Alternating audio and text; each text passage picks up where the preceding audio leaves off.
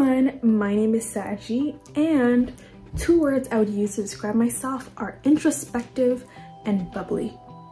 Now, just looking at the video, you might have noticed I have a name tag on me. I look like a server. It's very intentional.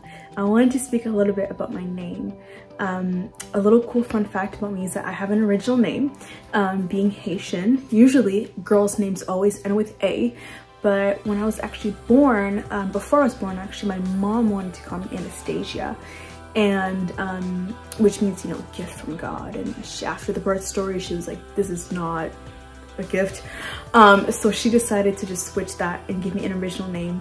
And she actually took the first name of my sister that starts with S-A and her first name and my mom's name, and she just put them together and she had Sadgi. Now, for the longest time, I absolutely hated my name because it didn't sound normal or typical, and I didn't like the way it sounded.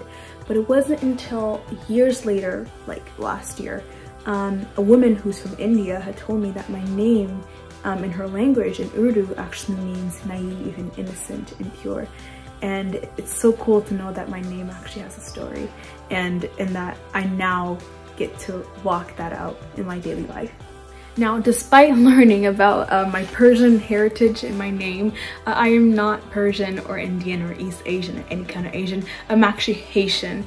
Yes, yay! I was born and raised in Haiti, and I immigrated in Canada at the age of 6 after my family and I survived the 2010 earthquake.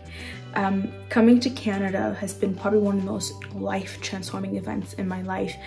Sometimes you can be so far away from a country and have assumptions and assume how people work, but the minute I stepped in this cold land, literally I moved in the middle of January, it was freezing, I felt the warmth of the people, and I'll never forget one of my first experiences here. I remember I was a kid, I was walking like in a street with my mom, and there was this random stranger that just looked at me and said hi. And my mom was like, she waved back, and I asked her, I was like, oh, do you know him? Do you know him? And she's like, no. She's like, this is what people do here. And I'm like, oh, okay. Well, people are just nice all the time. Then this is what people do.